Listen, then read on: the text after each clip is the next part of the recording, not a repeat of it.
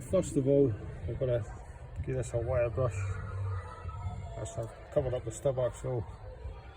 I'm going to give all this back with a wire brush. It's all covered in brake dust, and then I'm going to blow it with the airline. Right, so I'll give it a spray with some brake cleaner. If you look under there, right there you can just see up there, that's where the ABS sensor is, so it comes through. So that reads off the back of that seal. So you need to get that clean, basically. You need to clean these threads as well. That's how you adjust it. This is your stub axle, so the big bearing's going to slide onto the back of here. And the small bearing's going to be adjusted with a nut. So it's going to get some grease on this shaft and put the hub back on. So I've put the hub on. I've preloaded it, unloaded it, and I've loaded it using this,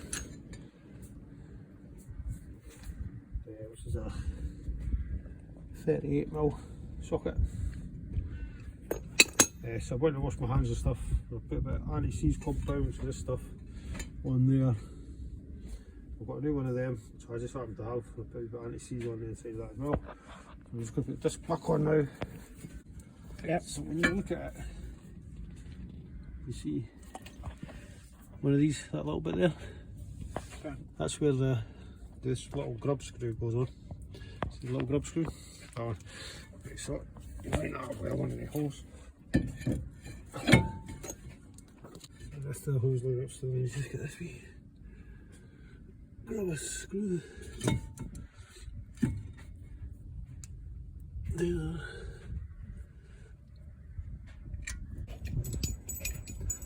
So when you put this on,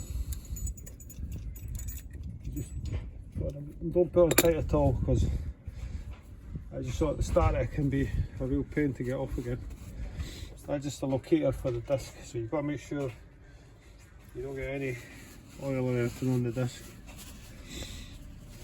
If you do, then just get a wee bit of brake cleaner. Make sure there's nothing on it. And then once you've done that, you're then ready to get the brake caliper on. It's just 2 bolts, so pause it on. Right, I need to turn the caliper to the right. So in order to turn the wheel, you've got to put the key in, turn it to the right, and get the key out again. It'll lock. See? These is caliper bolts, so just put a bit of thread lock on them.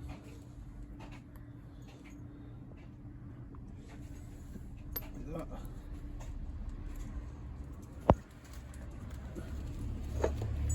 Take this part off.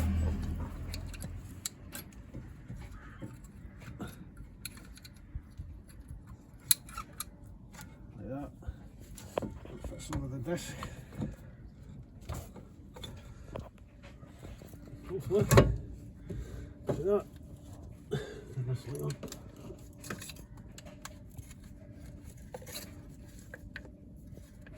There, you see that bit there? That's where this bit, that's where the bolt goes on the top. So you get your caliper bolt there.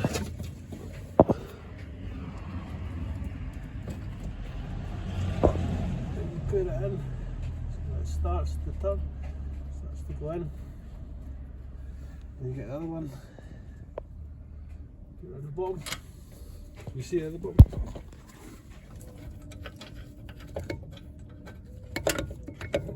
Just keep wiggling a bit until it goes in.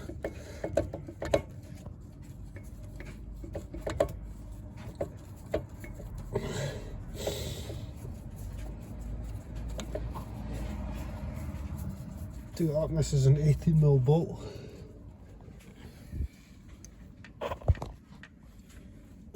So I'm just going to tighten up with my 18mm, and it's going to be really tight. You can use torque wrench and stuff, but then it'll just be tight. But obviously you don't want to break it.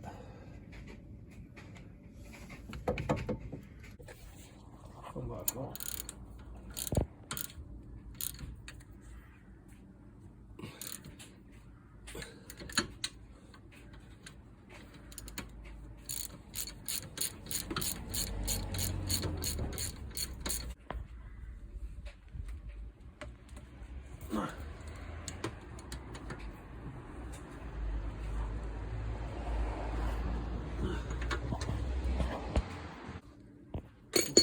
So the next bit is I'm going to leave this cap off. This screw here is still loose, hasn't been tightened. So I need to check the adjustment of the bearing. So I need to take this thing off. It's tied up to the colour puller. A little bungee.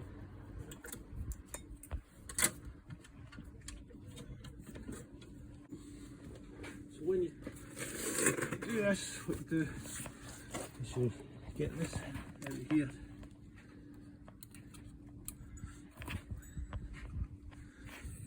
I need to take this Mercedes badge out. Get the clip. Oh. Clip it. Just push that out. Got a hole, you see, so that when you come to do the end float you can adjust it with the wheel on, because you get better adjusting it when the wheel's on. Right, this is your brake fluid reservoir. So I had the cap off, so I'm putting the cap back on like that, and then this one click, this bit slots in here. You see that, Harry? Yep. Slots in there.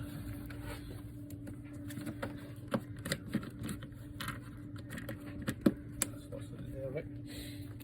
And then when you come back, loosen the brake off, pump the brake until it gets tight, and that's you taking up the slack on the brake pads. Bring up the holes.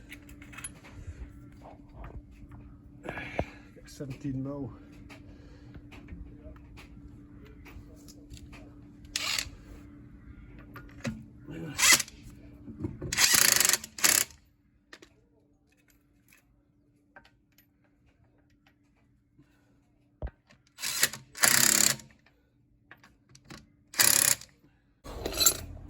We tighten it up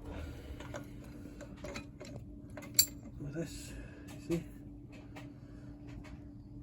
So preload it, it's just tight, that's tight, and then we're going to unload it. Unload it. We're going to preload it again, sorry, load it this time. So I preloaded it, it was tight, then I unloaded it, and then we're going to load it. So that's basically like hand tight plus say a quarter of a tin. Like that. Okay. So what you're doing is you're bedding in the bearing by preloading it. Obviously it's too tight. So you unload it and then you set it to what it's supposed to be, which is loading it. So basically it's hand tight plus a quarter tin. And then you search for the rim lock. And it should turn freely like that, you see. So you can come and check this again after you've been running. If you put your hand on it, it feels really hot, it's probably too tight, yeah? So that looks alright to me. So I'm going to take the wheel off now and I'm going to tighten that little screw. Right. The actual nut itself, because that's now set. So we use this little nut here to tighten it so that that's set. The tension on the bearing is set now, which is not the easiest thing to do.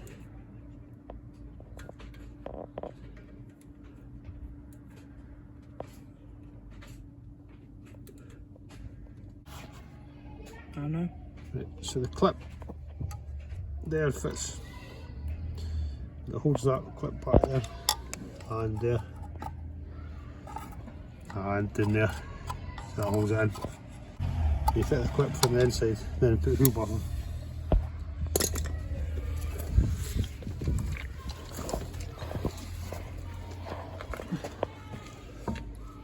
And that'll be it, done. Okay. Last thing to do, put some more grease in here.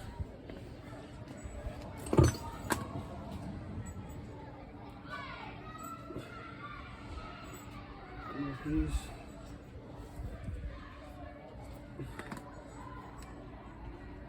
And obviously I don't want to get some brakes.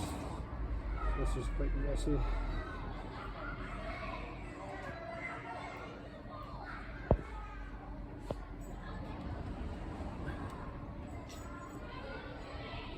I want to have lots of grease in the bearing, you see.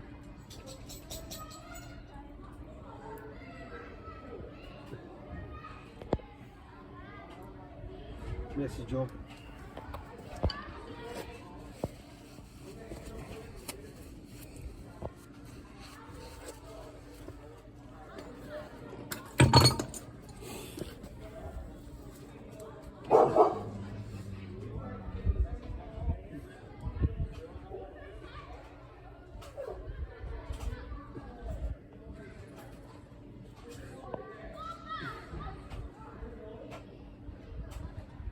No.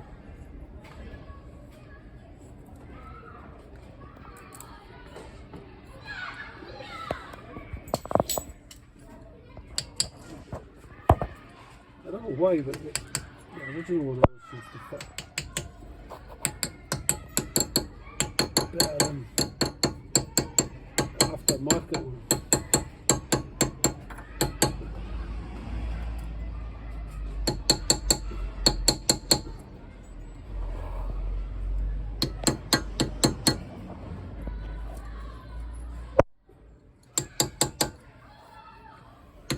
So once we're happy with that, there's no grease on the disc, and put the wheel back on. That's it. It's like rubber, black rubber, that's where your jacker point is, the black rubber. And 17mm. So I've tightened them up with a end part. They're not too tight, then I've just got to tighten them with this one. So you would normally use a torque wrench, but I use that. Sometimes if I'm not happy, I'll get a wee scaffold pole and put on the end of it, just to keep it.